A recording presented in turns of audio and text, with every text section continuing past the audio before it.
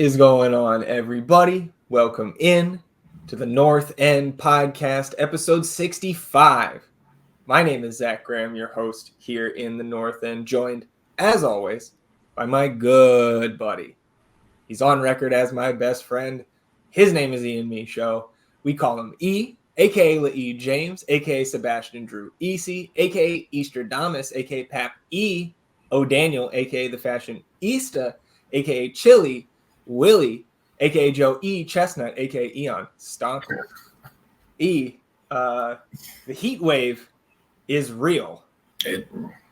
And we are back to talking about the weather at the top of the podcast, but I just can't avoid it today. Maybe I'm trying to mentally prepare myself to go out to the pitch here in about an hour. Excited to see our FC2 boys tonight. Excited that the first team is back in action here in about, 4 days from right now. But how are you feeling, my friend? You know, we had international break this week, so we still had some Austin FC action, just kind of in some different mediums, if you will. But throughout it all, how have you been feeling? Been well. Enjoyed the USA-Mexico game with you, obviously, and some other friends, and that was great. Yeah, it's hot, man. The only reason I go outside is to take Mooch out. Fortunately, he doesn't do too well in the heat, so he can't go out there for too long, about 10 minutes or so. So don't have to be out there too often. To the folks who do have to be out there, sorry, that's really rough. Yeah, we were talking before we went live here or started recording that we're back on Wednesday, and I thought it was Saturday. So definitely excited. Super excited to go see the FC2 boys tonight.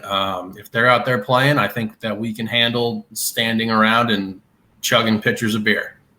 Yeah, absolutely. Yeah. I think, talking about Muchi Jite there, man, Wimby the same way. Because, summer was kind of winding down when we got him. 10 or I guess it's almost a year. His birthday is next weekend. The young pup there. But yeah, kind of his first summer right now. And with that poodle fur. Yeah. We need to get him a haircut. Gotta get the shave. Yeah. Well, let's dispense of the nonsense for now. We'll pick it back up later with the betting picks. But like we said, first team back in action on Wednesday. So let's preview that match now. Copa Tejas coming to town for a doubleheader this week. Dallas first up on Wednesday. Dynamo coming to town on Saturday. And what feels like pivotal matches for this team.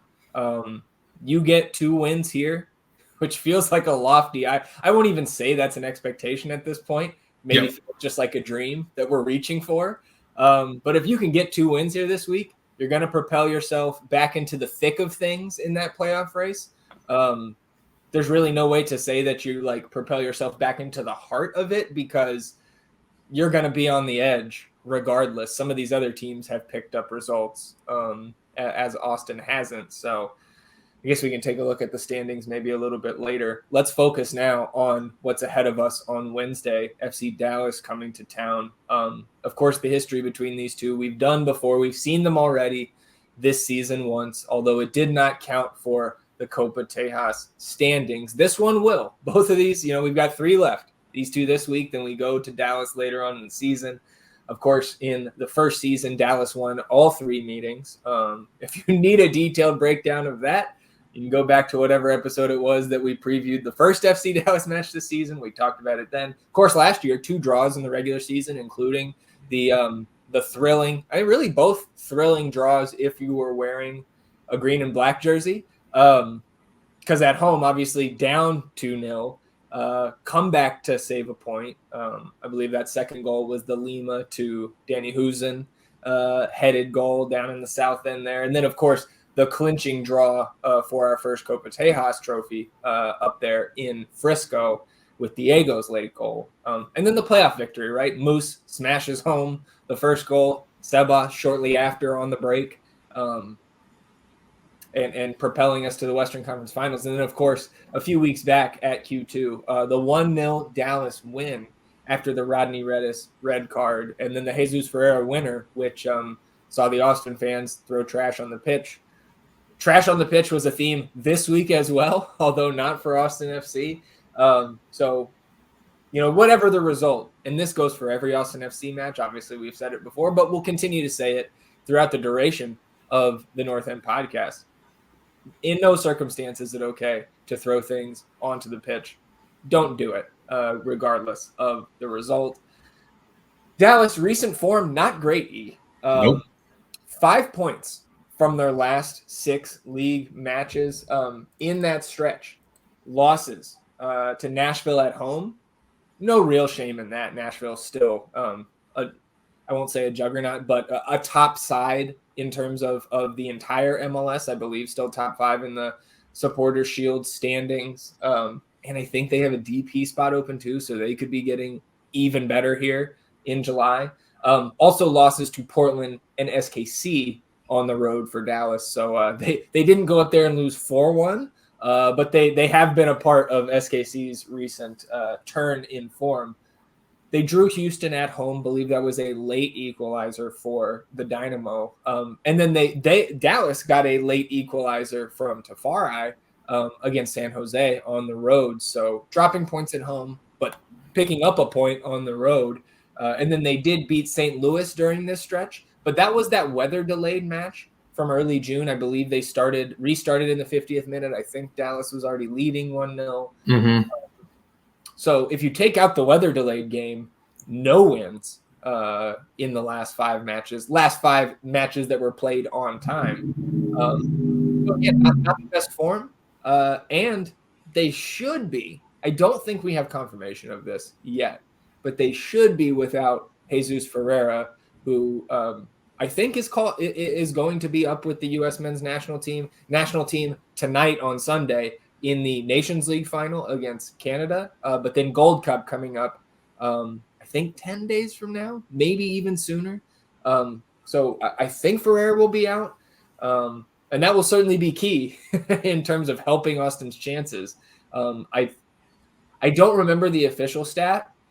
I saw it a few weeks ago, randomly watching one of their matches, but they have like 1 win without Jesus Ferreira in like their last 10 or 11 matches without him. So again, that could be a big help. Yeah. Yeah. I mean, that's the question mark that's kind of lingering over this entire game here. Obviously, last time we played them, we were without Seba, a man down, and a game that we thoroughly outplayed them in and ended up just not getting a result there. So they're a whole different team if he's not on the field.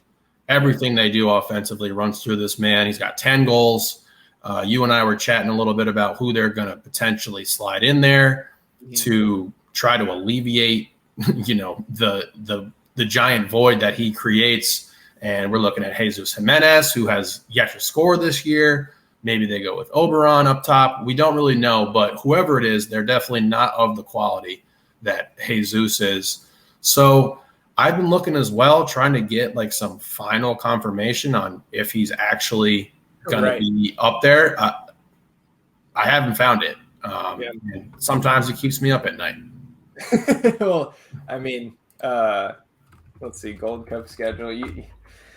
I don't think I've ever heard that before. Looking for information about an MLS team and the availability of players. That's tough to find. Yeah. Doesn't sound like who'd have thunk it.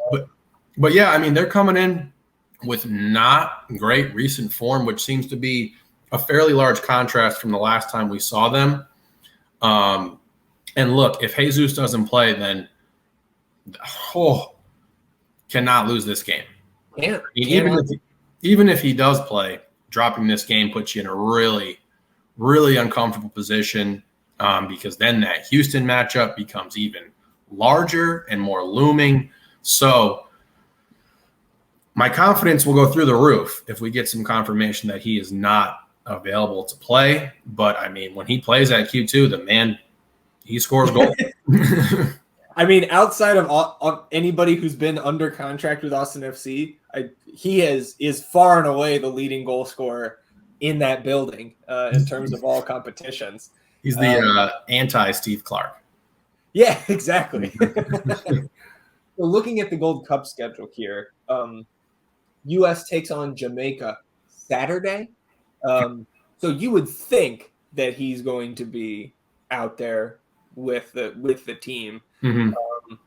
I guess, yeah, there's time. Like, I guess these guys who are, the MLS guys could play Wednesday night and get out to where that game is going to be played. But I mean, look at Bouanga earlier.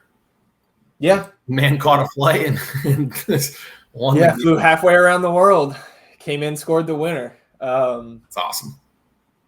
Well, and it's not just Ferreira, right? Like, they've been without Paxton Pomykal. Paul Arriola has been in and out with, I think, various injuries, or maybe like a re-injury to a soft tissue issue in his lower half. Sebastian Lletget has been out. Ima Tuamasi has been out. So, like, these are starting caliber players, and some of those earlier ones, some of their key players. So again, I think that's contributed to their, to their downturn in form. But again, like, even they have sustained a top 5 spot. I believe they're 5th in the West right now.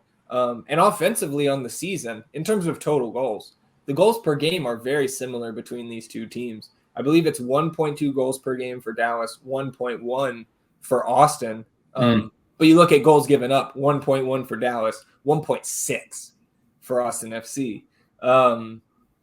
So like you said, Jesus leads them in goals with 10. Then they have 3 players tied with 2 each. So they have not been able to find a consistent second option. Obviously, Alan Velasco is the name that pops up there. But, you listen to somebody like Jose on Texas Ring of Fire, right? Their FC Dallas correspondent there. Yeah.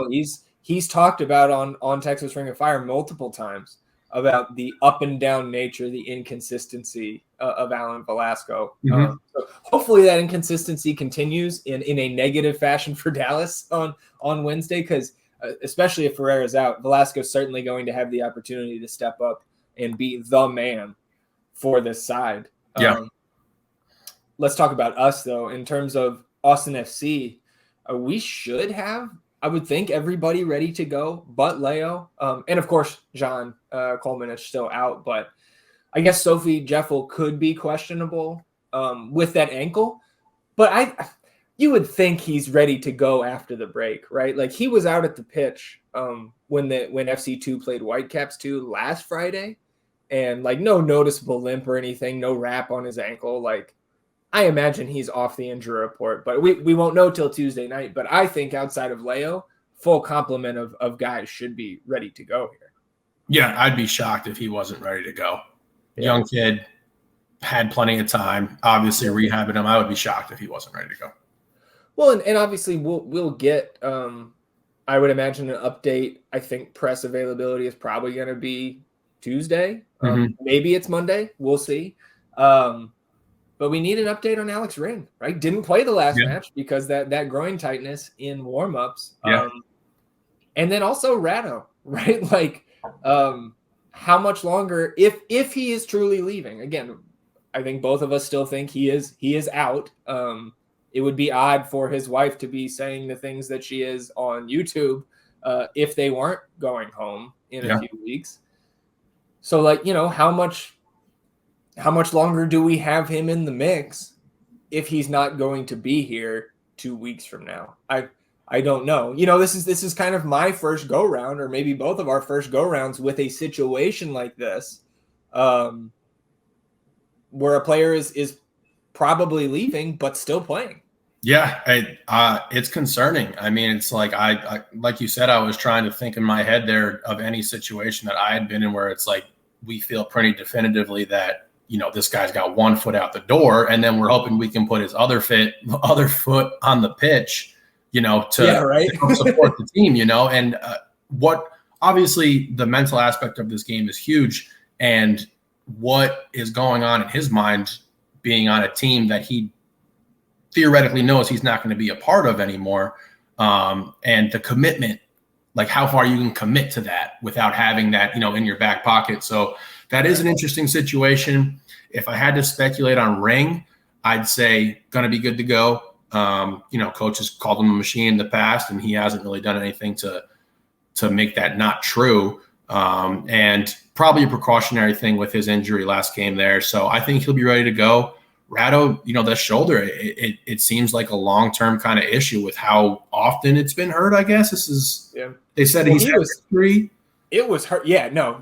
Josh did say that it's been something that he's dealt with throughout his career. And I mean, we saw in the last 20 minutes of the SKC match just flexing, pulling on it. Like it looked like it may have come out of place and it popped back in during the match. I don't know. Obviously can't confirm that, but so it's clearly not just as simple as Leo's the only one on the injury report. We need to see an update. Or either hear an update from Josh or wait for the team to put out the injury report. I think I'm with you on Alex in that being mostly precautionary, similar probably to when we saw him come out in the middle of the match against Houston. Precautionary, played the next game. So we'll see, man. If Alex is good to go and we've got him and Julio back there, I feel just about as good as I have coming into almost any match this season. But, you and I being overly confident going into a match at Q2 hasn't played out that great for us recently. Hopefully the guys can turn it around here. What do we think we see from the lineup here? And I guess it's fair to say now, what type of formation do we see? I think for me, I think we're going to continue to see the 4-back. We have had more success with the 5 at the back on defense, 3 at the back on offense so far this season.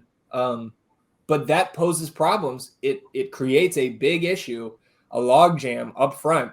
And it's tough to squeeze in Diego and Emmy and Seba when we're running the extra man at the back. So I'll ask you, what do you think we see here lineup-wise? And how do you see the back line shaping up? Because Josh has clearly multiple ways to go, but there's no clear answer, at least in my eyes.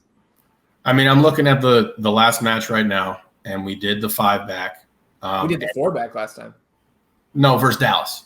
Oh, yeah, correct. Sorry. Versus Dallas, we were the 5-back there. And like we said, we executed well in that game. Yeah. We go a man down. We had been outplaying them. So I wouldn't be shocked if we saw it. Now, we also got to remember, no Danny. So how much does that change what we're going to do, right? No Danny? No, he should be. So they just finished up their second friendly of the week. He should be back. Oh, okay. And he played 105 minutes. Okay. Thursday and Sunday combined. So maybe he comes off the bench.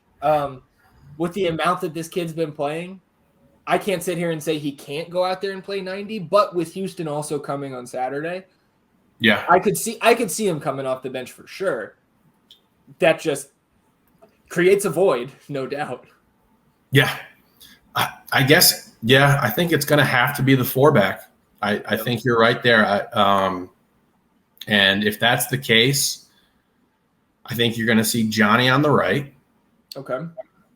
Julio, Alex, Lundqvist. And I mean, shit, look, I want Danny to start. I guess I was mistaken in my understanding of when he was going to be back. But like we said, we got to win this fucking game. Yeah. We got to win this game. So, I hope we hit that Danny Owen pairing again there in the middle. Yeah. And then obviously number 10, I think you're going to get Fagu on the left, Zardes up top. And again, I feel like am I miscounting again? You left out Rigoni, would be the only one left. Yes, Rigoni. Yeah. I mean, yes. Yeah. I think the only difference I have from you there is my lack of confidence in Adam playing in the 4-back because I don't think he's the cause of our defensive issues. I don't have a ton of times, at least in my distorted memory bank here of the games this season, of him making big contributions defensively. When he was having those games, we're like, holy shit, like this is an asset. Was when we were playing that 5-back and he was allowed to get up and contribute offensively more. So I would actually like to see Johnny G on the left and Nick Lima on the right here. But again, I don't think there's much of a drop off. I just think I think I've been more. I feel safer with Lima and Johnny. Maybe they're just like my safety blanket at this point because we've seen those guys do it so much longer in these colors than Lundqvist. But it's not a huge difference there. I want to see Johnny for sure. Gotta be Johnny. And I think Owen gets one of those spots in the defensive half regardless. Like it could be Owen Johan or Owen Danny. I think those are the two options there. And I'll say Owen Danny because I want to see those guys get, regardless of results with those two, we know there's evidence that those two guys like playing together. So to see that pairing back in the midfield would be nice because it's been a while. Owen Johan kind of scares me. Yeah. It kind of scares me. I agree. So I'm hoping Owen Danny, like we said, we got to win this fucking game, man. Yep, no question. All right, one thing left to do here to close out the FC Dallas preview. Score predictions, E. You wearing a red shirt? It's the wrong colors for this podcast. I'm just saying. So maybe hinting at a draw or a loss prediction here.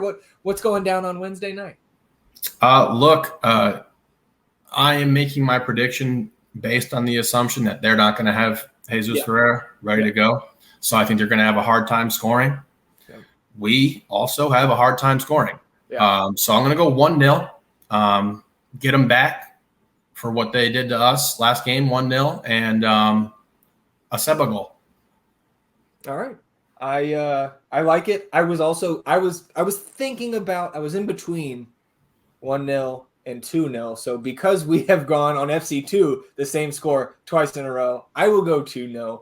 I think maybe the Heat going to get to, like we like to say, we have the advantage with the Heat here. This is another Texas team coming in, and our guys have to play through it as well. So I think it can look, I think it's going to look pretty leggy here when we get into the second half on Wednesday. I would be pretty shocked if both teams don't use all 5 substitutions, and maybe a little bit earlier than we're used to seeing as we have now transitioned into, summer is here. And I guess officially, right, by the calendar, summer solstice will be passed on Wednesday. So all that to say this, 2-0 Austin. I agree with you. If they don't have Jesus, they're going to really struggle to score, even against our back line. And I know we struggle as well, but getting a little healthier. We're at home. I think we can sneak 2 past them. 2-0 Austin. And again, I don't really care how we get it done. 3 points is all we want to see because we need it, man. We need it. Fact. So Wednesday, 7:30 p.m., ready to see all of our friends out there at Q2. Some Austin FC news here. Again, somewhat of a slow news week. So this is the top of the news segment. Mate Convos returned on Saturday to the delight of Austin FC fans everywhere. It was nice to get a little injection of the good vibes on Saturday during the international break.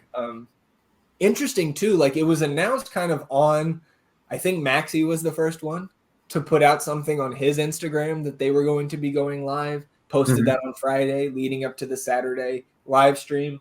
And Rigoni, in addition to the logo there, 4 heads included. But there were only 3 heads on the screen to start the stream because Seba was somewhere else. And, it's okay. He's got something to do. He'll be in on the next one, I'm sure. As long as he plays in the games. Yeah, for sure.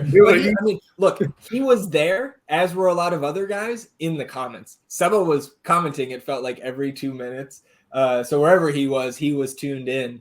Okay. Stuver was also in the comments. Danny from out there with the Venezuelan national team, he showed up in the comments. Jean Kolmanich showed up in the comments later, especially when the 3rd guest came on. They had 3 guests. So Roro, who I think his full name is Rodrigo Ayala, the player care coordinator. I know they've referenced him before. He was on there for a little while. That was fun to watch those guys interact. Assistant coach Terry Boss came on. Of course, he came over from Oregon State in the off season. That was fun to kind of get to know him a little bit more through the screen there. And And then Damian Loss was the third appearance. And that drew out some of the young guys that Danny in the comments, Kolmanich, etc. So a couple things that we learned. First of all, when they're in, they do that drill, and this is a little weird for the basketball guys that we are, but kind of that keep away in the circle, they call that a rondo. So apparently when they do a rondo, you get, I know, it's not a Rajon, it's just a rondo. Okay. So apparently if you nutmeg somebody in that drill, your team gets +5 points instead of just 1 for a pass. So I thought that was a cool thing that they talked about. And, 85% of it is in Spanish. So I'm sitting here with Google Translate trying to, as quick as I can, figure out what's going on. It's the whitest person in the world over here. And this could be of interest to you.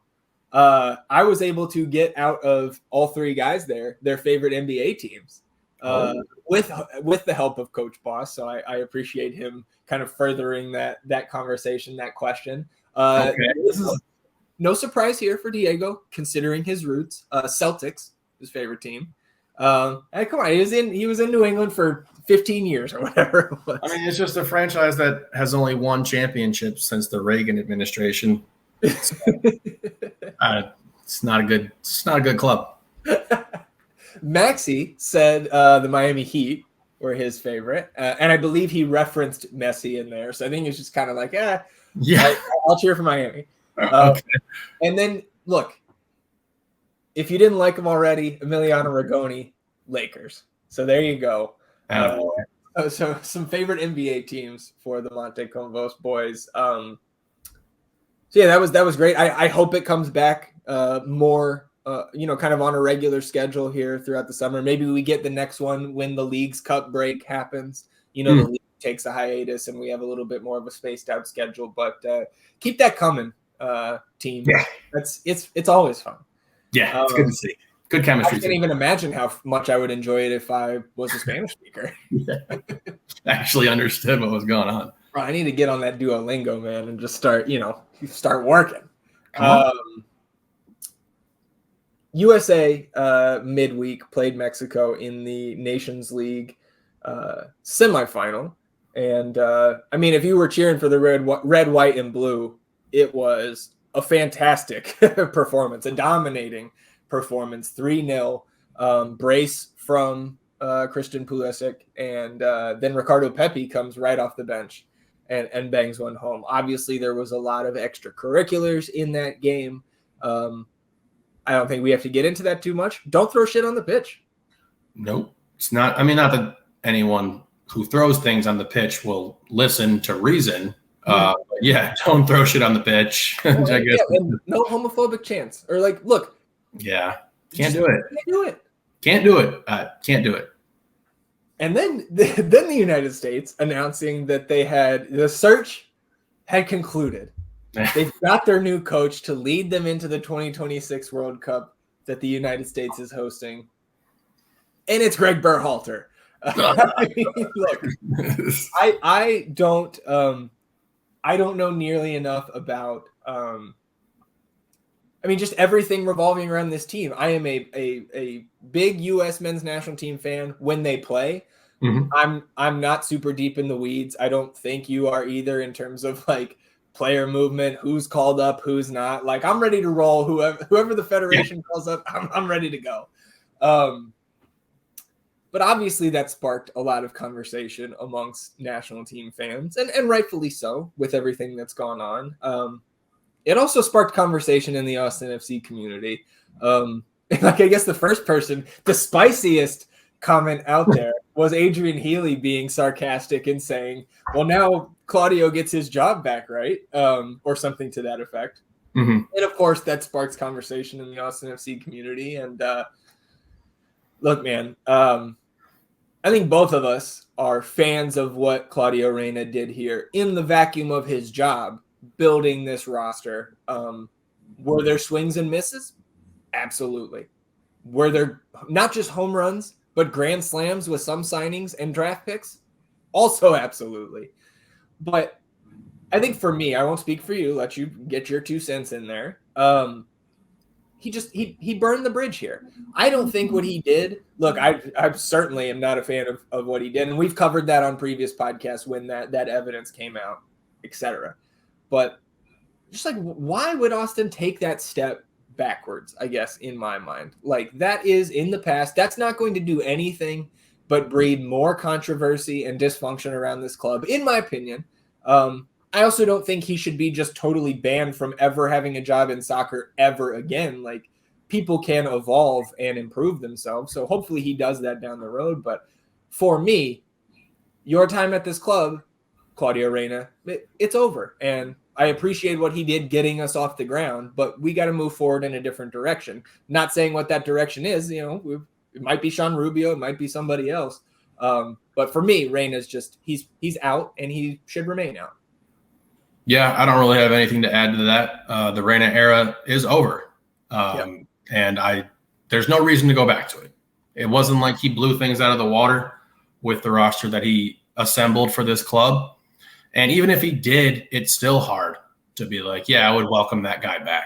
And yeah, I hope he get a job somewhere else. It's just not with our club. Yeah. Well, and again, I don't want to leave the U.S. topic without extending our thanks again to our buddy Landon, who invited us over to watch the match. Got to hang out with Profe there too. We met photographer Zach, which I think is how we're going to deem other Zach. He's photographer Zach. I can be windbag Zach. There we go. Just talking too much. Gonna have to add that to the nickname list at the beginning now. Great to meet those guys in person, hang out with Landon again. And hopefully we'll be seeing those guys again and doing more of the same, because it was great. Look, man, when we hang out with people like that, they can teach us things about the game, and that's what we're continuing to try to do here. Shout out Danny Pereira. We talked about it a little bit, but making his debut with the Venezuelan national team on Thursday, subbed in at halftime of that first match, which I believe was against Honduras. Let me pull up the Venezuelan. Yeah, first game, a 1-0 win against Honduras, and then today on Sunday, a 1-0 win after an 80th minute winner for Venezuela against Guatemala out there in Connecticut. Danny got the start today on Sunday, picked up a yellow card. So, some things never change. and then got subbed off in the 60th minute, but got a start. Team got 2 wins, 105 minutes for Danny on the week. And got a new haircut today. Look, I don't know if that was some like hazing going on there, but Danny, with the baldy, it looks like coming into today's match. So any thoughts for you on Danny outside of course, the congratulations again to him? Just super proud of him. Super happy he's back. And that yellow card does not count in an MLS season. Right. Well, shit, man. Maybe it might be nice if it did, considering, he's one away from a suspension. So like if he could have gotten that there, served a suspension while he was away, and then had the clean slate, or I think after you get the first, 3 yellow cards will suspend you again. But we'll see. I mean, shit, man. While we're here, why don't we just pull up his FB ref? Because I feel like he's gone at least 3 matches now without one. So he's actually on the precipice of the good behavior. Pretty sure. Bonus there. We get to FB ref for Danny. Looking at his game log. Again, the international break doesn't help with my sense of time here. His last yellow card. Toronto. Yes, Toronto at home. So he has been 1, 2, 3, 4. Yep. So, okay, look, he has to play at least a minute on Wednesday to get him that good behavior bonus. That would be great. So I guess we'll knock on wood here that he doesn't come in hot with the new haircut. A little more streamlined, running a little bit faster than usual, and take somebody out. We'll knock on wood that doesn't happen. Last piece of news here, some Austin FC 2 news. Brian Ariano was signed to his first professional contract with Austin FC 2. So congrats to Brian. He turned 18 earlier this month. He's the 3rd Austin FC Academy player to sign a professional deal with FC2, following, of course, Anthony DeAnda and Micah Burton. Ariano's deal is a 2-year guarantee through the end of 2024. And then the club has additional options for both the 25 and 26 seasons. So 3.5 years of control for the club over Brian Ariano there, which I think is another great move to keep this guy in the franchise. He just represented the U19 U.S. national team at the domestic camp in April. He has been a member of the Austin FC Academy since July 21st, and he was previously signed to an amateur agreement with Austin FC 2. So now the pro contract. Congrats to Brian. And again, you like to see, they call it the pathway, right, to the first team. And so this is, again, another I guess, the brick laid on the path by the academy up to FC2. So congrats to Brian. Anything for you on Ariano's deal? Just huge congrats. I mean, signing a professional sports deal when you're 18 is nothing to scoff at. So keep grinding, keep working hard, stay humble, happy for him. And yeah, the pathway is there. It's been laid before him, and wishing him nothing but success. Yeah, absolutely. I mean, look, man, and if Brian was to ever hear some advice from our two goofy asses, then my advice would be this, man.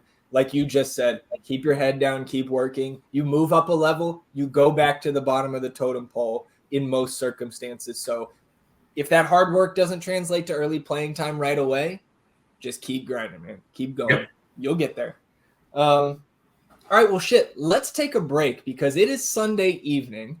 Austin FC 2 kicks off shortly. So we are going to go down to the pitch, watch the game, have a couple pitchers, and come back, recap the match, and close out the podcast. So it will be mere seconds for you listening, but we'll be back in, 4 hours or so.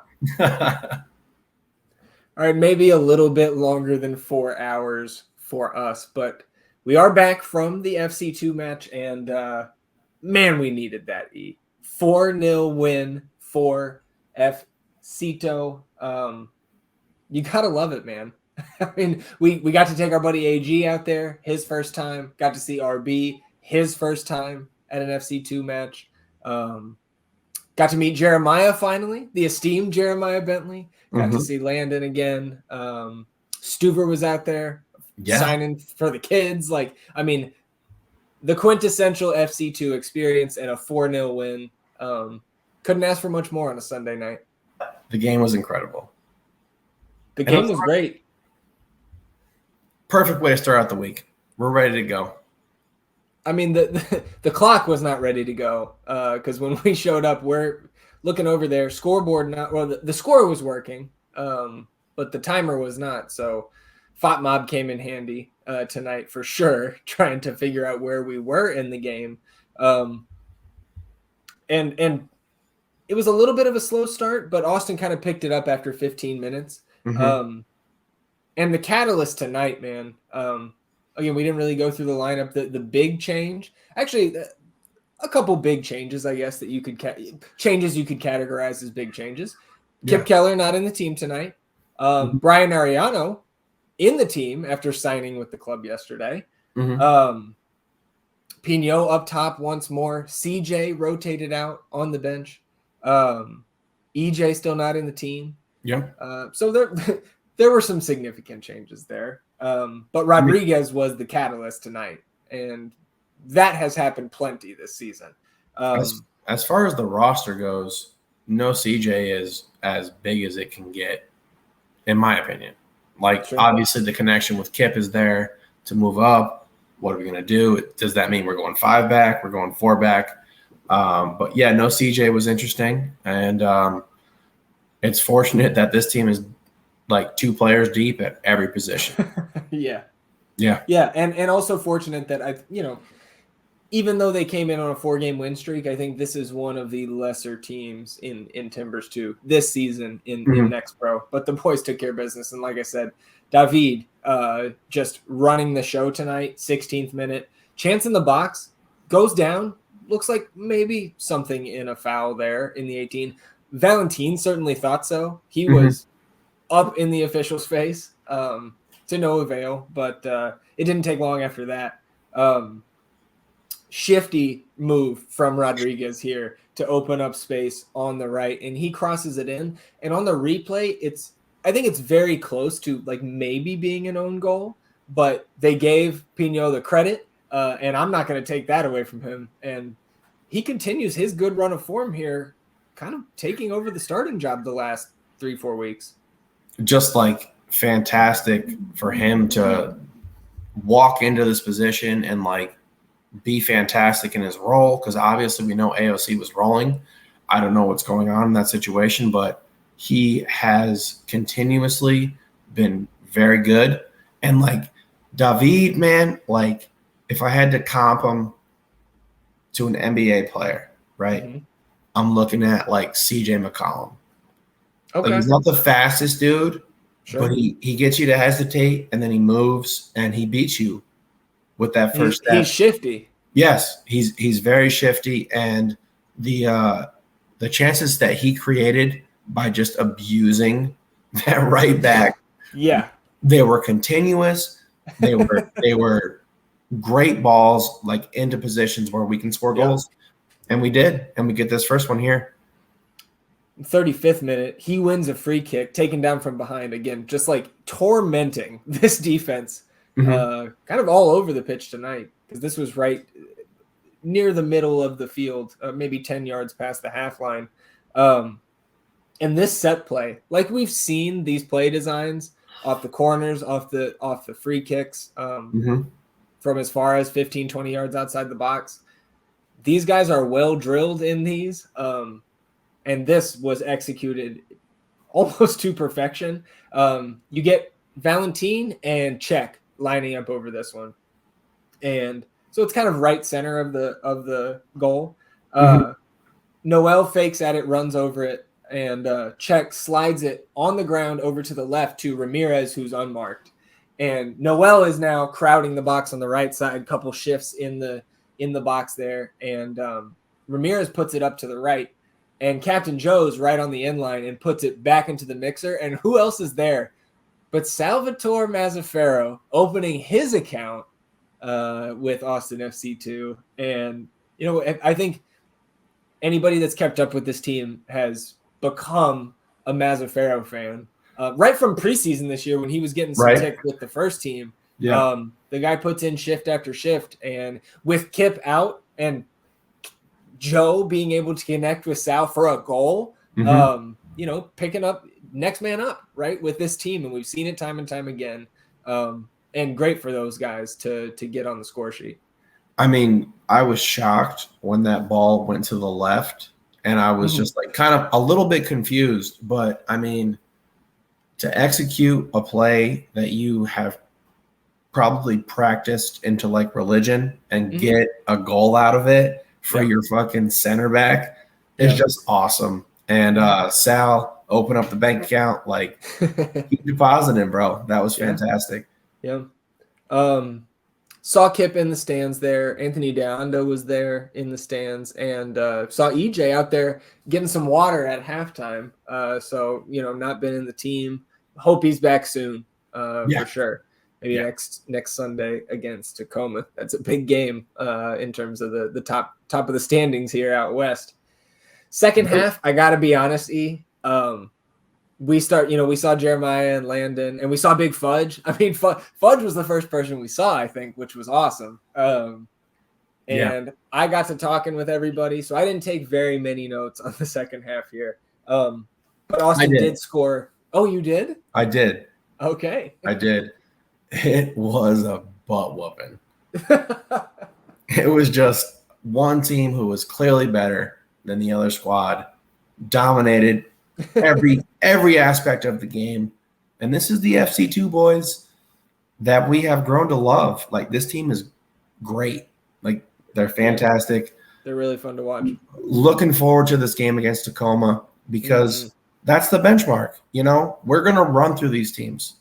Teams like that don't come to the pitch because we're running through you. Like, that's what we do at home. So when we get one of these like better squads on the road, we're going to see what we're about. And I have a lot of confidence in this team. And I think that's the synopsis of my notes that I took at the pitch tonight. The extensive notes. And while we were riding home. Away at Tacoma coming up this Sunday. I think we go back to Colorado before they come here. So there are some tests ahead for this team starting next Sunday. I don't want to short these guys on their credit because 59th minute, first of all, Czech gets just slammed to the ground. And the official did give the advantage. And obviously we made the most out of it. But there was a couple times where our guys got leveled tonight. And the official was not quick to go to his pocket. And we didn't need the assistance. But, those guys got frustrated, and there were some shots thrown for sure. But so as what's that? He seemed consistent though. Sure, yeah, I'm not complaining. Okay. Rodriguez gets it on the right after Czech gets fouled. His cross gets deflected kind of right to Sebastian Pignot. His first shot attempt gets blocked, but he gets the offensive rebound again and kind of drags it back across towards the middle and I mean, I think Landon turned to me and goes, the composure, like to pick his spot right there, slots it home, brace for him. He's coming into his own. Like we said, like this, he's on a roll. It's been really awesome to see him like advance in his role right now. And we talked about it with Chicago, with Shaqiri. We talked about it with Seba in one of his goals at home. Composure, picked his spot, buried it, cool, calm. That's what you want to see. That's professional style. Like that's professional level. So it was great to see. Yeah. Literally a minute later. Yeah. First minute. Rodriguez gets sprung free down the right. Like we're still, I think, standing up talking about how great of a shot it was from number 9. Mm-hmm. Steve overlaps David here on the right. Steve crosses it in. That's deflected right back to David, and he has his own moment of tranquility there and just slots it home. 4-0. The route is on. And we did have all 5 subs used at the end. CJ did come on for Valentin, and then John Santillan came on for Pignot. And then 83rd minute, you get Leo Torres on, which I think is only the second time we've seen him, and I think the first time I've seen him in person. He comes on for David. Brian Ariano makes his debut for Micah, which was great to see. Micah played well. He played great. He didn't get on the score sheet, but he played really well. Yeah. His confidence is there. Oh sure. Yeah. There's no longer the like gap between like being a teenager and playing like grown man professional. Yeah. He understands that he belongs. Yeah. And it's all up from here for him. It was great to see him tonight. Pinkham comes in for Czech Toure, so that slotted Hafferty back out into his normal right back spot. And Pinkham, man, he's got some size to him. We haven't seen a lot of him either, but if there's potential for Kip to be going up to the first team anytime soon, we're going to see more of Pinkham back there for sure, just out of necessity. Probably Hafferty and him kind of platooning there. So 4-0 win. You take you take the Easterdamus 2-0 and the Easterdamus 2-0. You add it together. That's the final score. Again, great job by those guys. Did what we expected them to do the first time they played this team. Sitting on 31 points here through 15 matches. 1 point behind Colorado, but Colorado with 2 games in hand. But they have taken that 3-game stretch with the 3 straight losses after the extremely, the scorching hot start. And they have turned that around into 4 straight wins. And I think solidified their place among the top 4 here in the Western Conference in Next Pro. Blip in the radar. They responded. They started out the right way. This was just a hiccup in regard to this season right now. And just keep it going, man. And, we want Tacoma. We want to see Colorado. These are the benchmarks. These are the clubs that we need to continue beating or beat for the first time and go from there. So, Just it's exciting. You haven't been out to the pitch. It's a really good time. Yeah. Just got it's just so fun. Yeah, it's a great time. And not a ton of opportunities really left this summer to see them. I think one more game in June and one home game in July, if I recall correctly. So man, when they're here, go see them. Yeah, hey man, we had a heavy home schedule to start the year. I think 9 of the first 15 were at home. Shit. Yeah, the Tacomas, Colorado, Dynamo. We owe them one. We're split with them right now, but we owe them one after that last game. Mm-hmm. We haven't seen SKC. Drew them. I think we lost the shootout up there. Owe them one when they come to town. And these are the other teams in the top 6. So we got it. It's all out ahead of them. For the folks who aren't familiar with the playoff bracket in Next Pro, could you remind them? Bro, I know you're asking that for yourself, and I honestly don't remember what it is either. I haven't looked that far in Next Pro. Okay. So maybe we look that up Thursday. We start talking about playoffs because, maybe a more rosy outlook for FC2 right now than our first love. So, for the record, I was asking for a friend. It was Alex. It was AG. Oh, okay. Well, shout out AG. I know great. he enjoyed his first experience out there with FC2. Let's close it out here. Little academy update. We know U15s, U17s. Next MLS Next playoffs started on Saturday. U15s did beat Messi FC, as I saw H crown them the other day. Inter Miami 1-0 to advance to the round of 16 in the U15 bracket. U17s won on Sunday morning. Tied 0-0 in regulation, but then 5-4 on pens. And I think that continues their streak of not missing a penalty going back through the GA Cup. Those guys are money there. So that was the penalty kick win, the shootout win against FC United, the club out of Chicago. U15s get bounced on Sunday night. 2-1 loss to CF Montreal. But again, can't argue with the season they had, man. Bringing home the hardware, the first trophy, right? I think in club history at any level. So a good season by those boys, and excited to see them continue to, make progress and develop as players. Absolutely. Shout out Coach O. U17s taking on Real Colorado. I don't believe any affiliation to the Rapids there, just one of those other MLS Next clubs. Taking on Real Colorado Monday. So most likely when you're listening to this, and very likely that this game has already passed, noon Central for the U17. So you follow the academy on Twitter or Instagram, and they will be giving us score updates there. So good luck to the U17s. Great season. U15s, nothing to hang your head about there. All right, so touching on a little bit of news around the league. First of all, well, I'm sure we'll have an Inter Miami check-in at least once a week, maybe once every 2 weeks. But there's just going to be so much going on around that team.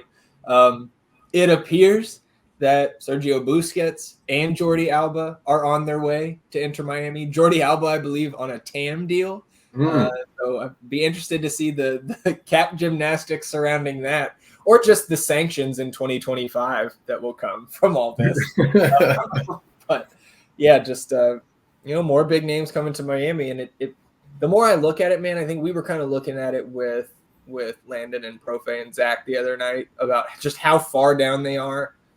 The fact that Messi's not going to debut in the league until after League's Cup, I think they're going to miss the playoffs.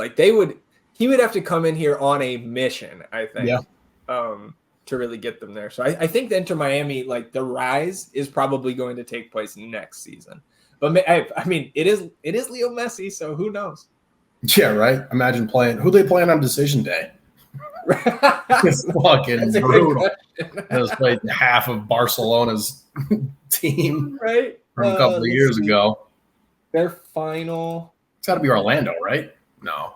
Inter Miami schedule. The FotMob won't scroll all the way to the end, so we'll just go to the trusty old Google here.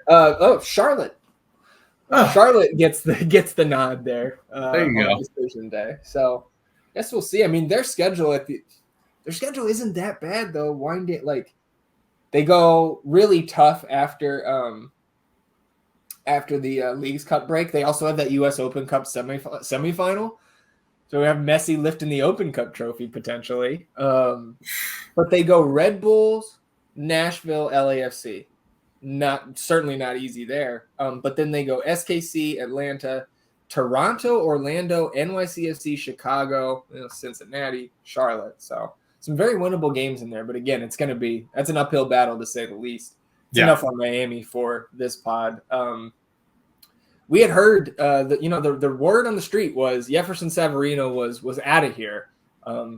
Now, not so fast. And when we talked about Chicho Arango coming to RSL, I had said that it was just kind of like a half plus to me because they were losing Savarino, and you were like, man, I think it's still a full plus. And you were probably right at the time, but now what is this, double plus, triple plus, that you keep Savarino apparently and add Chicho Arango? Like, for a team that we are in direct competition with, a team that got 3 points on Saturday due to an early DC red card, we don't like to see that. Like, we need these teams to be getting worse, not better. Absolutely. And I mean, the only thing you can really hope for is that, those were the first chips to fall, because clearly there's moves to be made and there's things to be done. There's players to be had and acquired. So from our standpoint, sucks to see them retain that much talent, but we're about to open up the window. Yeah. Hopefully we can slide some talent in here too as well. Yeah, and hopefully we're getting some smoke or at least some rumors here to kind of satiate our appetite for news, right? For hope for this team as soon as possible. Another team that is looking for some hope, although they have had, the best run of form I've seen them have in the 3 years we've been paying attention to this league. Houston Dynamo apparently on the verge of signing Raul Jimenez, of course, Mexican national, most recently playing with Wolves in the Premier League. I mean, this guy through 2018 and 2020, those 2 seasons in the Premier League, 43 goal contributions in 76 games. Apparently, I think you would have one of your buddies is actually a Wolves fan and had said he had a pretty significant head injury and hasn't really been the same since then. But bringing a talent like that to MLS, like I saw some Houston fans on Twitter, like seeming less than enthused. I don't know, man. If we were bringing a Premier League level forward over here, I'd be pretty excited. Yeah. Shout out my buddy Pilly. He broke that news to me, I think earlier this week, that they were, in like advanced discussions, and just said that he was a stud, but he had a head injury and he hasn't really been quite the same since that incident. And yeah, I don't know if Houston fans are getting a little spoiled with their recent form here, but I don't see how you could be upset about bringing a guy like that on board. So yeah, hopefully it doesn't work out and they're all right. Yeah, 15 games played in the Prem for Jimenez this past season, just 1 goal contribution. So certainly a downturn there in his playing time and production. But certainly not still playing in the Premier League if you come to MLS. Yeah, exactly. You think he would struggle with like Julio Cascante and Alex Ring in the back there? I don't know. Not so sure. Yeah. The news segment on the pod is going to get even more lengthy as we get into July here. So just a couple news items there. Let's close out the pod with the true nonsense. And no best ball this weekend. I was trying to see if we had enough guys on every team active during the international break. Of course, there was only, I think, 6 matches on Saturday. So already not a ton of players playing, but no best ball this weekend. I just kind of scrapped it. I think we actually might have won the week. So like maybe I should have done it, but it was with like 3 players playing. So we take everything we can get up against that Moon Tower juggernaut. But let's talk bets because back-to-back weeks profits, baby. And this is no 0.2 units here. Plus 2.8 units on the week.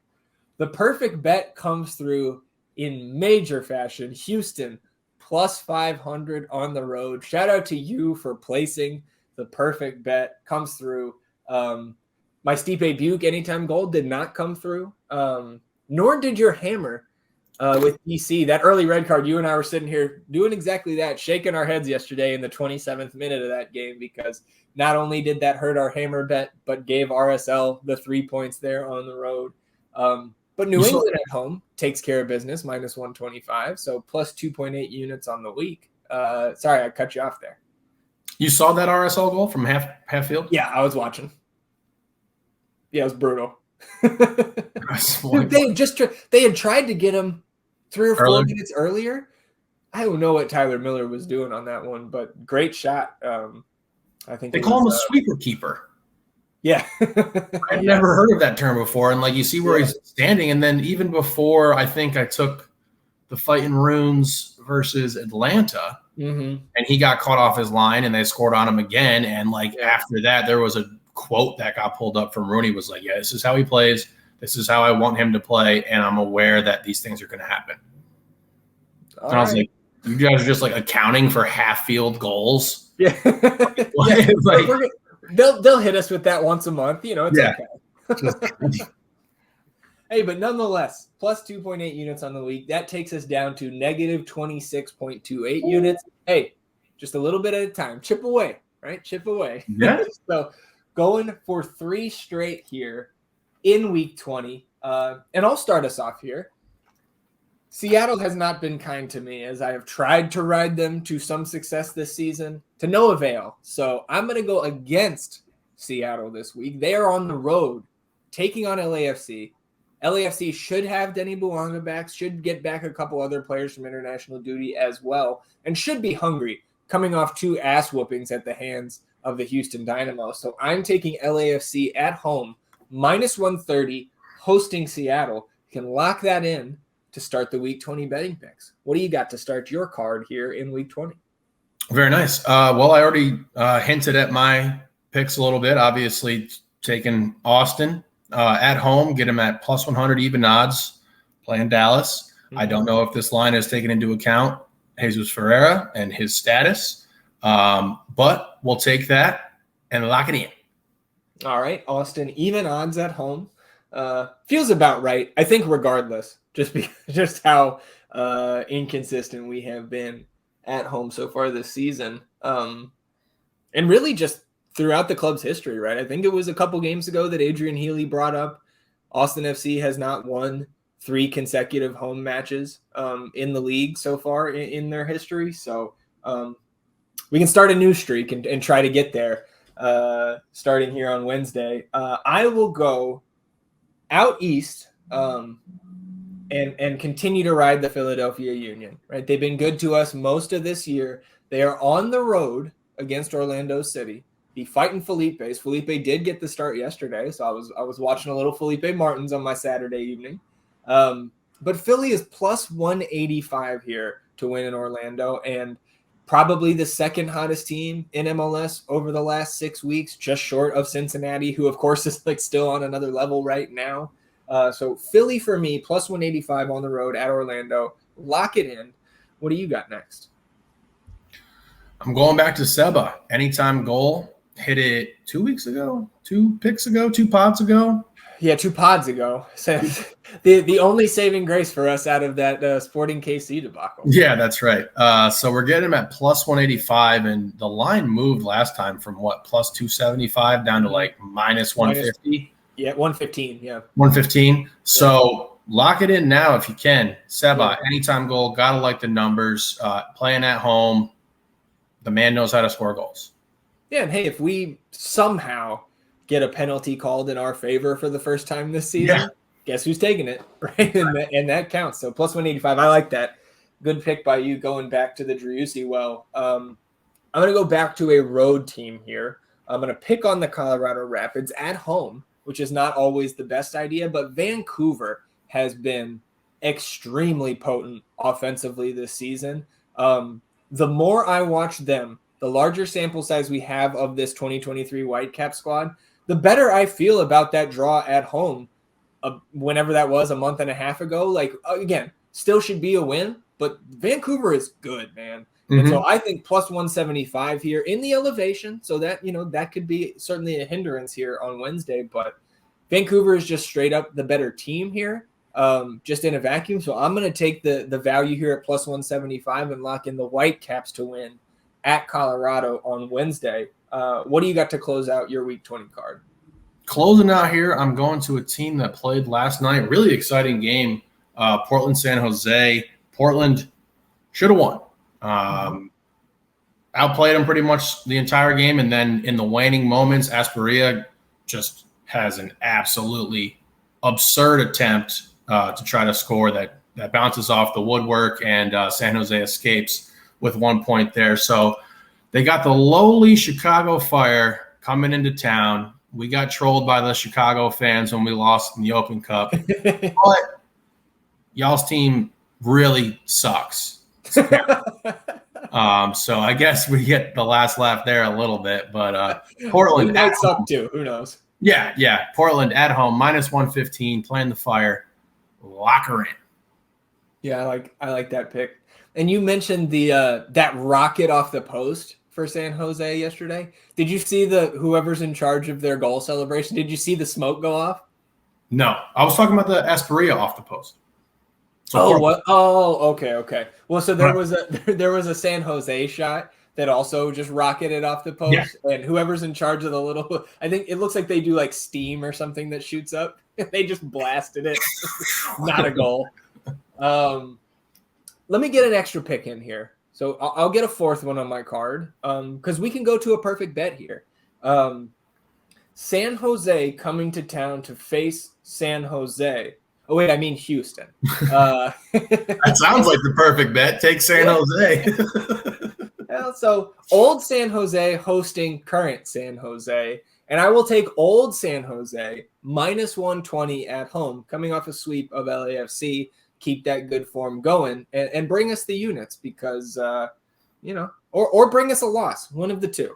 Perfect bet, Houston minus 120, lock it in. So the Week 20 betting slip here, Austin even odds to win at home against Dallas, a Driussi anytime goal plus 185, Portland minus 115 hosting Chicago, LAFC minus 130 hosting Seattle, Philly plus 185 at Orlando City, Vancouver plus 175 at Colorado, Houston minus 120 hosting San Jose. Those are the Week 20 betting picks, and that will wrap up episode 65 of the North End podcast. We appreciate you tuning in, sticking with us here. And if you've got 5 seconds to rate, review, and subscribe to the podcast, wherever you get your podcast, we would greatly appreciate it. And if you're watching on the YouTube channel, hit that subscribe button. Help us grow the podcast. You can hit the notification bell to know when a live stream pops up or a new episode goes live. And, of course, on this episode, hit that thumbs up button. Like the video. Help us battle the YouTube algorithm overlords. Atone for your sins. Wash yourselves clean in the heat wave of the North End. We will be back. Oh, I guess, and I'll add this in too, because I saw our buddy Regal Pinguino commented on the video saying helping to battle the algorithm there. So you can also leave a comment on the video. That also helps. We appreciate that from Regal. We will be back on Thursday recapping Austin FC2's matchup against FC Dallas, previewing FC2's matchup against Tacoma Defiance coming up next weekend, previewing Austin FC2's matchup with the Houston Dynamo coming up on Saturday. The first team is back. It's a busy week for Austin FC, and things are going to start trending up. I got a good feeling about this week. Appreciate everybody once again for listening. Enjoy the beginning of your week, and we will see all of you at Q2 on Wednesday. Until then, he's E. I'm Zach. Vamos Austin FC, everybody. Goodbye.